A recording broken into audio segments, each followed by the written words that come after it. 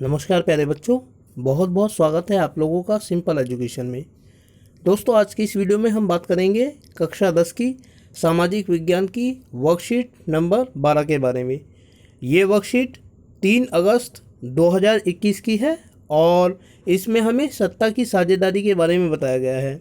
दोस्तों, सत्ता की साझेदारी का मतलब ये होता है कि शासन को चलाने में अलग अलग दल, अलग अलग लोग मिलकर कार्य करते हैं। सारी सत्ता या तो किसी एक राजनीतिक दल या किसी एक व्यक्ति के हाथ में नहीं होती, बल्कि बहुत सारे राजनीतिक दल और बहुत सारे लोग मिलकर शासन चलाने का काम करते हैं। इसी को हम सत्ता की साझेदारी कहते हैं।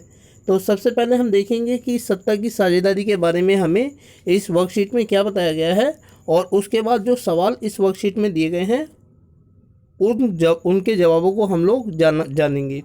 तो चलिए बिना वक्त जाया किए हुए हम लोग आरंभ करते हैं अपनी आज की इस वीडियो में सत्ता में साझेदारी के बारे में अपना अध्ययन। सत्ता में साझेदारी का विचार स्वाभाविक रूप से लोकतंत्र से जुड़ा हुआ है। संसार के बहुधा समाज विभिन्न जाति, रंग, भाषा आदि के आधार पर बटे हुए हैं, इसलिए इन सामाजिक समूहों को सम्मान प्रदान करना अति आवश्यक है। सत्ता में साझेदारी के परिणामों को जानने के लिए हम बेल्जियम के उदाहरण की सहायता लेंगे।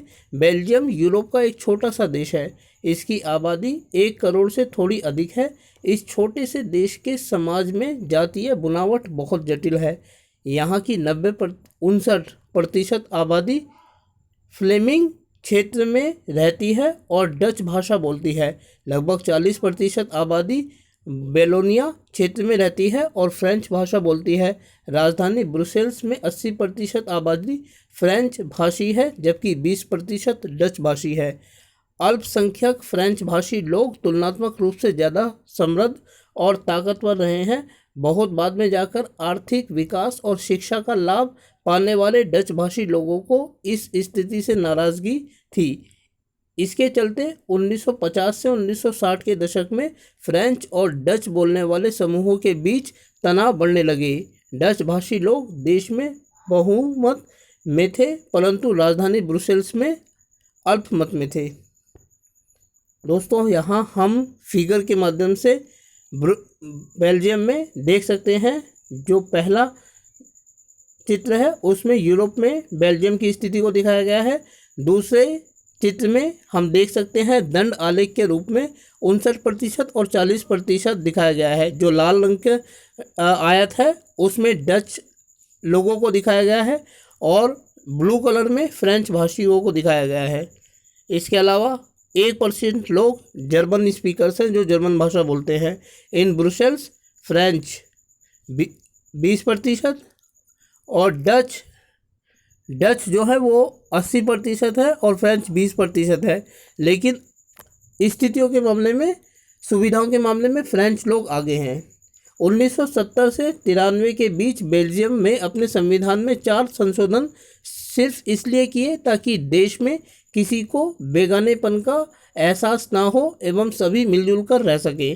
टकराव को रोकने के लिए उठाए गए कदम: नंबर 1, केंद्र सरकार में डच व फ्रेंच भाषी मंत्रियों की समान संख्या। नंबर 2, केंद्र सरकार की अनेक शक्तियों देश के 2 इलाकों की क्षेत्रीय सरकारों को दी गई।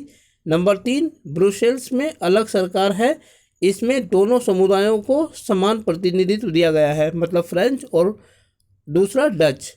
नंबर 4, सामुदायिक सरकार का निर्माण, उनका चुनाव संबंधित भाषा के लोगों के द्वारा होता है। इस सरकार के पास सांस्कृतिक, शैक्षिक तथा भाषा संबंधी शक्तियां हैं। तो दोस्तों, ये थी आपकी वर्कशीट जिसमें हमने सत्ता की साझेदारी के बारे में पढ़ा। अब इस वर्कशीट में 2 सवाल दिए गए हैं जिनका जवाब हमें देना है। पहला सवाल है कि सही विकल्प का चयन करें। बेल्जियम में किस भाषा को बोलने वाले लोग बहुसंख्या में हैं? ए फ्रेंच, बी डच, सी जर्मन, डी अंग्रेजी। तो हमने देखा कि डच भाषा बोलने वाले लोग बहुसंख्या में हैं, इसलिए इस सवाल का जो ऑप्शन बी है वह सही जवाब है। सवाल नंबर 2, निम्नलिखित में से कौन सा बेल्जियम में टकराव रोकने के लिए उठाया गया कदम नहीं है? नंबर ए, क्षेत्रीय सरकारों को शक्तियां दी गई। बी, सामुदायिक सरकार का प्रावधान। सी, सामुदायिक सरकार को चलाने के लिए राज्यपालों की नियुक्ति। और डी, ब्रुसेल्स में अलग सरकार। तो इसमें जो विकल्प सी है, हमने देखा है कि किसी प्रकार के राज्यपाल की नियुक्ति वहाँ नहीं की गई। इस प्रकार ये इस सवाल का सही जवाब है। तो दोस्तों ये थी आज की वर्कशीट जिसमें हमने सत्ता में साझेदारी के बारे में अध्ययन किया। उम्मीद करता हूँ कि आपको वीडियो अच्छी लगी होगी और साथ ही आपसे अनुरोध करता हूँ कि यदि वीडियो अच्छी लगी तो वीडियो को लाइक और चैनल को सब्सक्राइब करना बिल्कुल ना भूलिएगा। इसके अलावा आगे आने वाले दिनों में अन्य वीडियोस को देखने के लिए जुड़े रहें मेरे साथ मेरे इस यूट्यूब चैनल पर जिसका नाम है सिंपल एजुकेशन। फिलहाल आप लोगों से विदा लेना चाहूँगा दोस्तों। वीडियो को देखने के लिए आपका बहुत बहुत धन्यवाद।